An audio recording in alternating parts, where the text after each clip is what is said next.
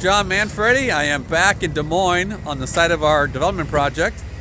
And today we're going to take a look at the status since I was here a few weeks back. And here is the elevations of the building. We'll take a look at the interior. They're at the main entrance. This window here will look into the staircase that rises up vertically through the building. Above us there. Here's our front door. There'll be a canopy up here and a pair of windows in the flex space. Bedroom on the first level. I'm walking into the main entrance. That doorway in front of us leads to the garage, two-car garage. To our left, we've got the flex space bedroom unit, potentially. There's our neighbor through the window there. Small closet here to our right.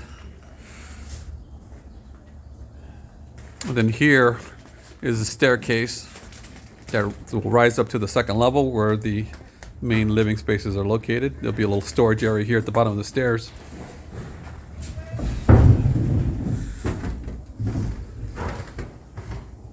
And here's the view looking up toward the second level.